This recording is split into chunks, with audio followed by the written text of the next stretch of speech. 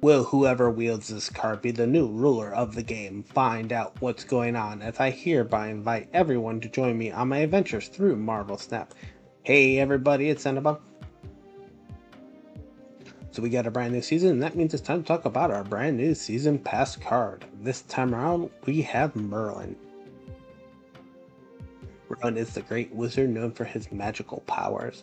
He is the mentor to Arthur in every aspect of his life, from his conception, to his education, to his rise to power, to his vision of a kingdom ruled through justice and goodwill. Now, while an ordinary person is born forwards in time, he was unfortunately born at the wrong end of time, and thus has to live backwards through it. This means he has seen the future. Because of this, even though he is eager to advise and be of service, he is also unwilling to alter what he knows must come to be. Merlin is the creation of a mortal mother and a demonic father who he inherited his magical powers from. He is capable of handling an amount of magic that an ordinary human body is incapable of containing. Because he is a human-demon hybrid, many villagers in his time feared him, partially because he was known to have a short temper and be clueless with many things. However, he has always tried to use his magic to help people, often without thinking of the consequences. To show he was good, he helped form Camelot and the Knights of the Round Table. Merlin continued to fight the forces of evil even after the death of King Arthur. He did everything in his power to keep Camelot going, but many evil forces came against this place throughout the years, and in the end, he would not fight the destiny that he knew was meant for this particular place.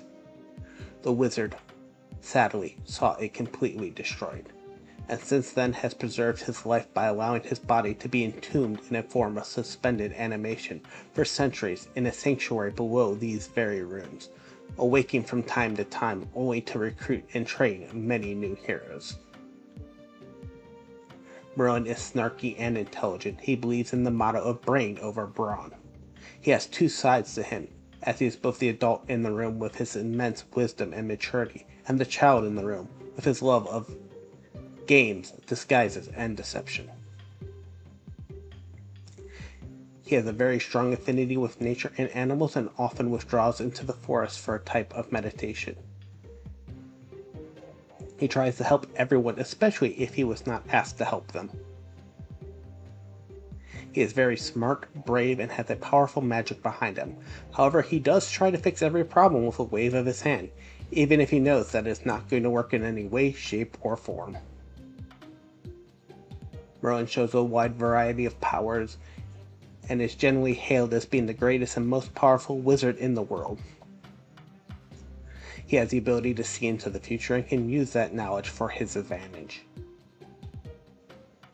He can see and go into other universes and sometimes references events that have happened there to people who do not belong from that universe, which causes them much confusion.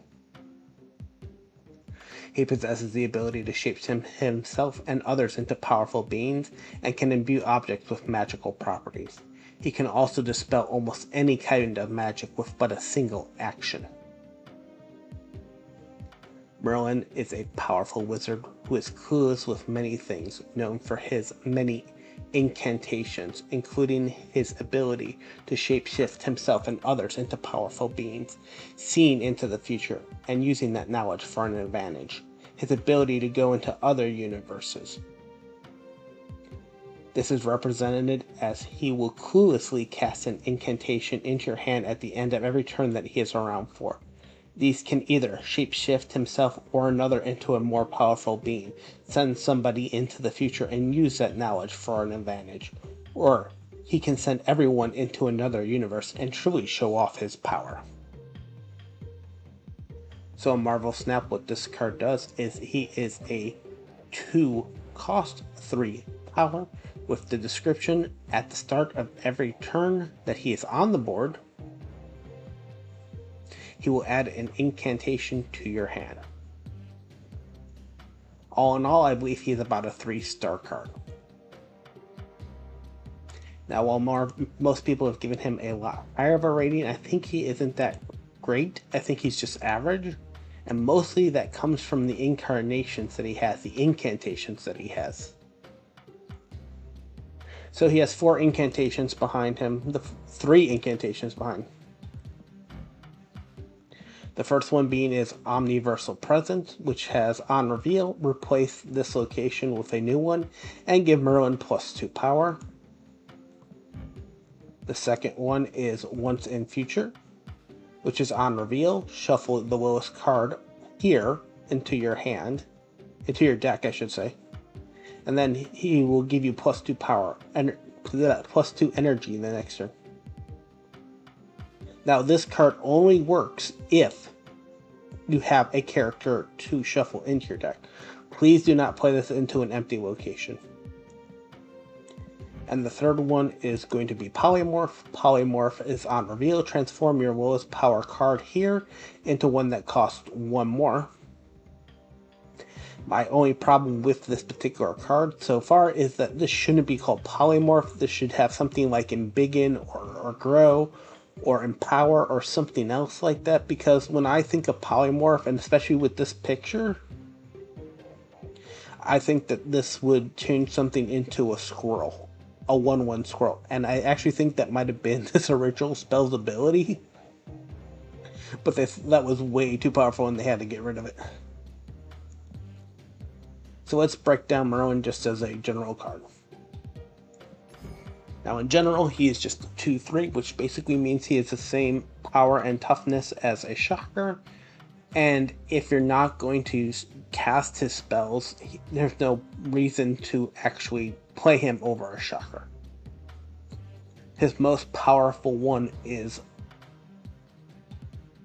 the Scarlet Witch type ability, which allows him to transfer and transform the location into a brand new one and give himself +2 power. Now, this doesn't have to be played on the same location as Merlin, it can be played anywhere.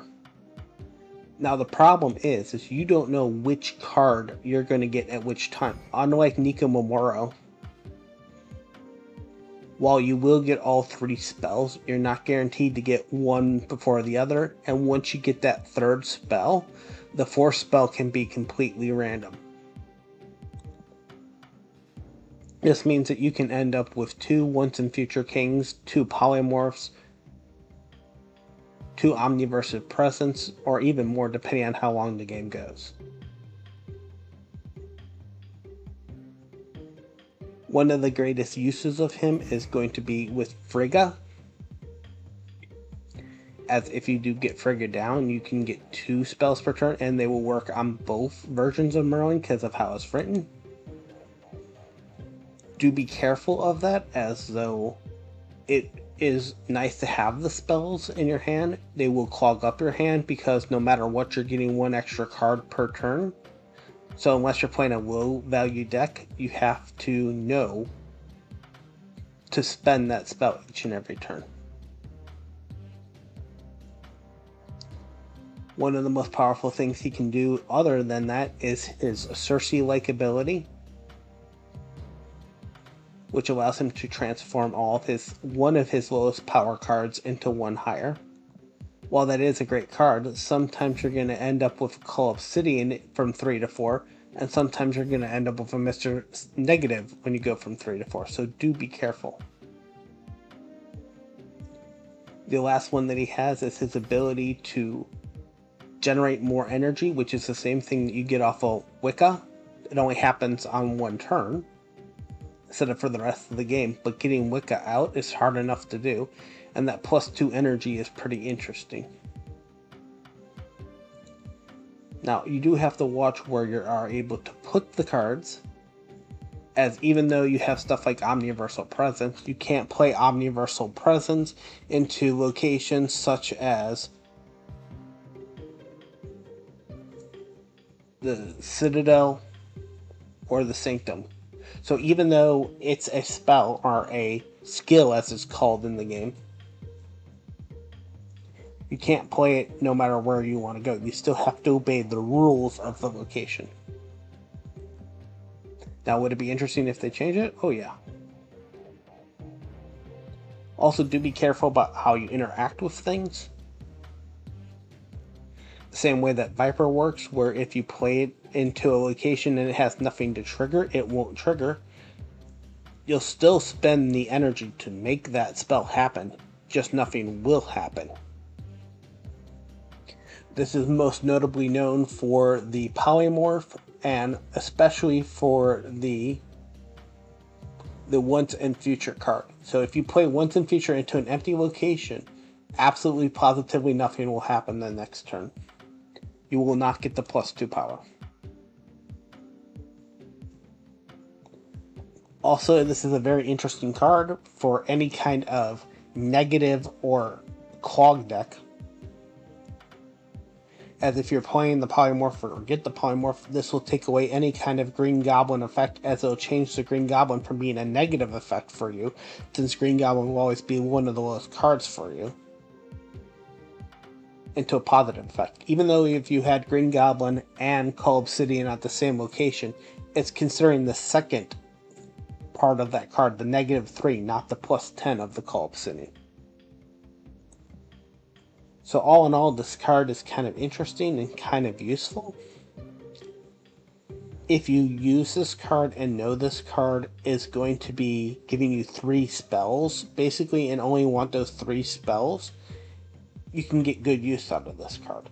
To try to take this card and make it go off the bat and have it give you 10 spells, 12 spells, start putting Black Swan in there because all the spells are considered 1 cost, it will work, but you'll get less reliable use of the cards. The most interesting way to use this card and view this card is to know this is going to give you those 3 spells, and to try to only use those 3 spells once, or to plan your deck around each of those spells being used once. The only problem with that is because it doesn't give you it in the correct order, the same way that Nico Memorial works. You can get the Omniversal Presence first. You can get the Once and Future second. You can get the Polymorph third. So you can't really rely on setting up an exact plan where they come in the correct order. There's almost a part of me that wishes it would have just given you the 3 spells straight off the bat and then be done, so you could have planned them in the correct order, because I think the correct order to get this in is to get the Once and Future as the first spell, and then Polymorph is the second, and then Omniversal Presence is the third, and if you get lucky, the 4th and the 5th.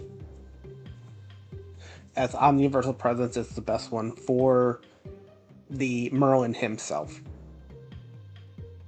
But do be cautious, as it works the same way as Scarlet Witch, as all of a sudden you can go from having a location that wins you the game to a location that loses you the game.